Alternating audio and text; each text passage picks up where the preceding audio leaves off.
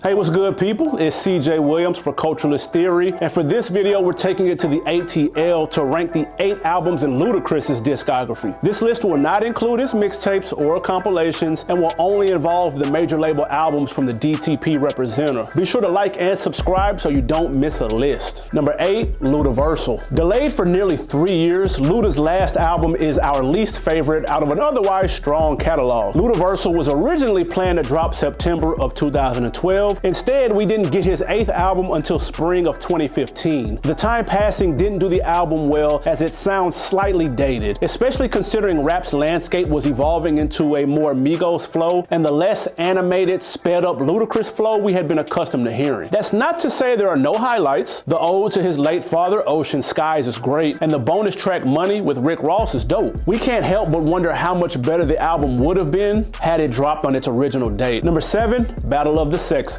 Before Fat Joe and Remy Ma went all the way up, Ludacris and Shawnna were pee-popping and asking what's your fantasy. The success of their collabs led to the concept album Battle of the Sexes, which was originally billed as a duet album between the two artists. Unfortunately, Shawnna left the label prior to the release, and her verses were scrapped from most of the project. Instead, we received the Luda solo album with a healthy amount of features. Full of club bangers, Everybody Drunk with Lil Scrappy, How Low, and My Chick Bad with then rap rookie Nicki Minaj all work. Meant to be more of a pre-game party starter, minus a few skips, Battle of the Sexes understood the assignment. But you can't help but wonder how much balance Shawnna would have provided had the original concept been executed. Number 6, Word of Mouth. Now this is where the list gets tricky, and depending on the day of the week, the top 6 order can switch. But today, we have Word of Mouth. Ludacris' sophomore album is credited with creating a star, as lead singles Area Codes, Roll Out, and Move pushed the album past 3.6 million records sold, making it his highest selling album to date. Clocking in at almost an hour and 20 minutes, it's also Luda's longest project, which means more skips are inevitable. Crybabies, Keep It on the Hush, and Freaky Things have little replay value and keep the otherwise fire album on the outside looking in of the top 5. The album was nominated for a Grammy though, Rap Album of the Year to be specific, but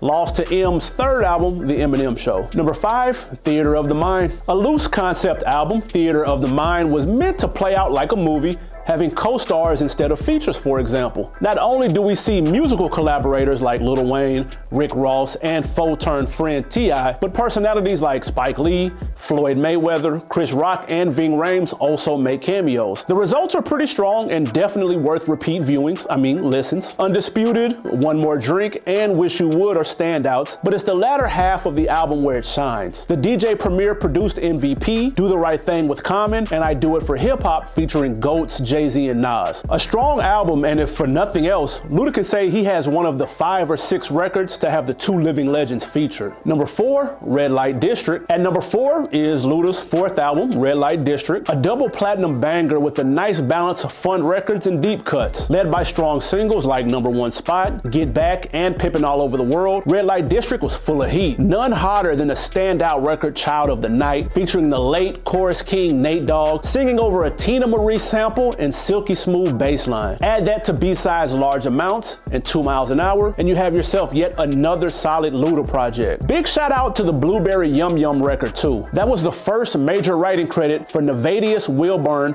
better known now as Future. Number 3, Chicken and Beer. If Word of Mouth birthed a star, then Chicken and Beer stamped Luda as a global act, being this was the first album in his catalog to chart outside the States. Propelled by his first top 10 hits, Stand Up and Waterfalls, Chicken and Beer debuted in the top spot, another first for the College Park MC. But it wasn't just all about the singles, which were dope, but joints like Hard Times, Diamond in the Back, and Eyebrows Down gave the album crazy replay value. There are moments on the album like Teabagging and Black Man Struggle skits, or even Hoes in My Room with Snoop Dogg that can come off juvenile, sure, but they're entertaining nonetheless. One last wish if Luda happens to be watching. Any chance we can get the video version of Splash Waterfalls on streaming sites, please? Cause that Tony sample, perfection. Number 2, Back for the First Time. Back for the First Time introduced many of us in the hip-hop world to DJ turned rapper Chris Ludacris Bridges. For some, this debut sounded very familiar, as his independently released Incognito album dropped a year prior and contained the same records minus about 3 or 4 that were added in, thus the Back for the First Time title. For those new to the Ludacris experience, what you received was an entertaining, energetic MC with an arsenal of flows. Highlights on the album include Stick 'Em Up, Catch Up, and Game Got Switched. Powered by strong production from super producer Bangladesh, going by his government name then, Chandre, the album is a banger from front to back. Side note, can we show some love to fellow GA representative Pastor Troy, who is featured on Get Off Me? Not only is he on Ludacris' debut, but also T.I.'s and Young Jeezy. I'm just saying, that's crazy. Number 1, Release Therapy. Luda's 6th album is without question his most polarizing. It was the first time we saw the personality formerly known as Chris Lover